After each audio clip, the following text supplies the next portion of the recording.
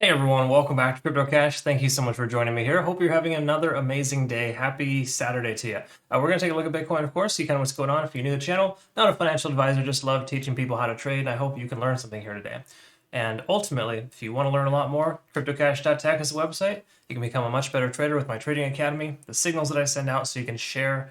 I basically share every single trade that I take so you can follow along, kind of learn how to structure your trades with trailing stop losses, multiple profit targets. But more importantly, I have an amazing trading community, so be sure to check that out. Everyone there is extremely supportive, and it's a great place to learn and grow. I look forward to getting to know you better. Now, take a look here at Bitcoin one-day chart. Very straightforward stuff here. We're going to go ahead and jump right into the usual, kind of make it quick, because there's a tremendous amount of requests I got for some other altcoins, so we'll be covering those as well. So stay tuned. Probably just going to cover what Luna, Rose, handful of others.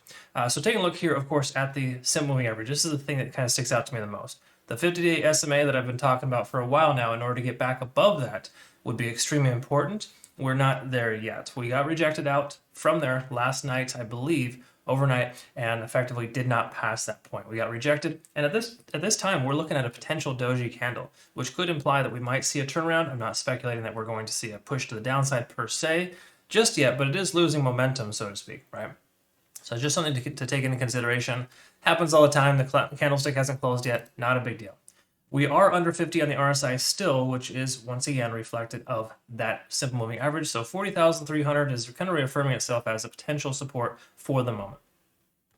All right, so that's kind of where we're at there. One-day chart, of course, MACD is swinging back up, so we could potentially see a shift in momentum upwards even further.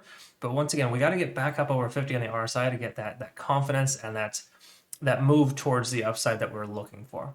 But we're still kind of getting rejected by that, and that is not that's disadvantageous for the moment.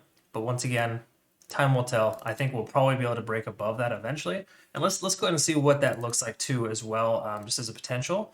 Kind of see what the midterm is telling us here. And when I say midterm, just so you know, I get the question, what do you mean by midterm? It's not the election. No, I'm talking about the 4-hour time frame, because it's in between the 1 hour and the 24-hour essentially, right? Those are my favorite time frames, and I would say the 4-hour is a very telling time frame to help us understand that transition to the one-day chart. So again, midterm, it's halfway there. That's kind of the idea. And that being said, we're looking at here at the 50. This is nice. We're back above the 50-day simple moving average. That could potentially work as a support level, but once again, getting rejected by the 200, which is synonymous essentially with the 50 on the one-day chart. Okay, so not bad, not great. It's kind of, I would say, average. It's essentially consolidating right at that price point. It does look like it wants to break 39,500.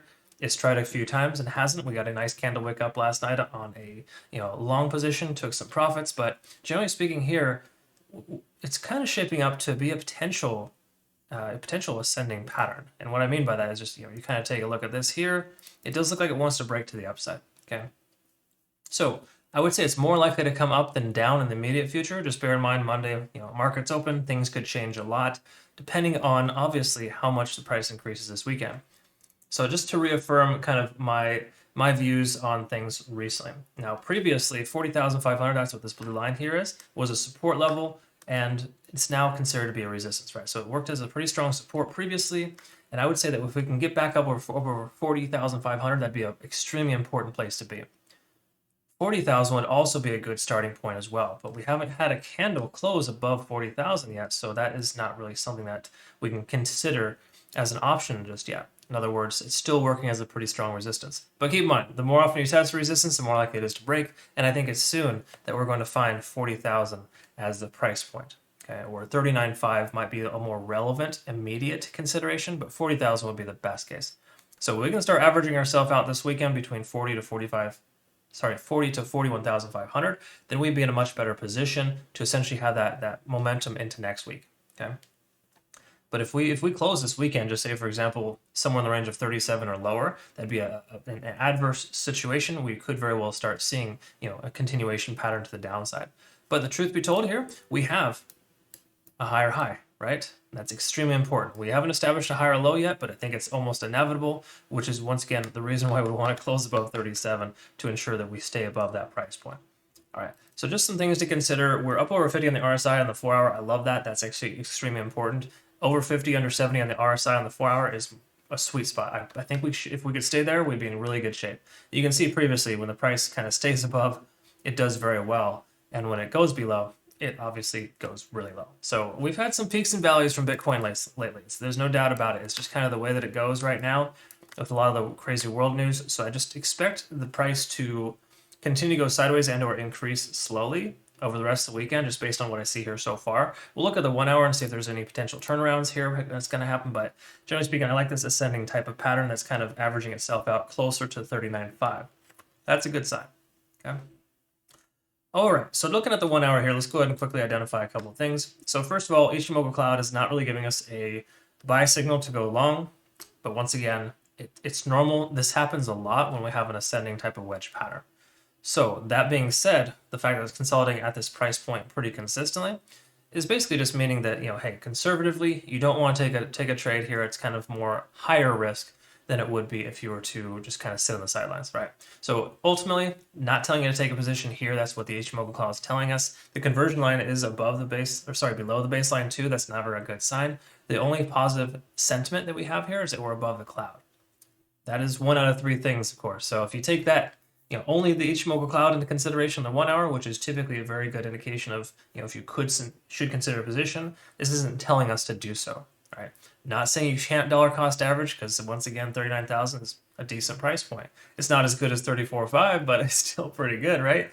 At least compared to where Bitcoin should be in the coming years. Okay.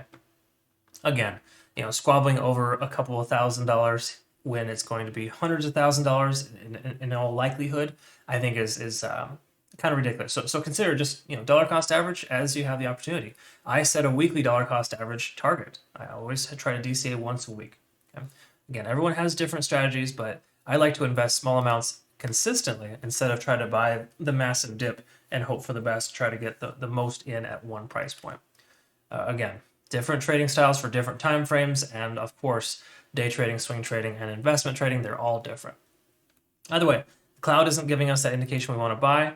We're at 5 on TD sequential here, which doesn't really mean too much when you're in a state of consolidation. That is less relevant. Let's quickly check the 4 hour though. I didn't look at that previously. Once again, same scenario. We're seeing a lot of resets here as well. So we're pretty much at that definitive point right now where it has to go up soon or it's going to go down.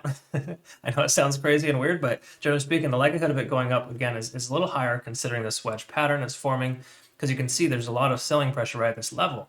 But once that selling pressure dissipates, it's the same scenario. Like think of like trying to kick a door down, right?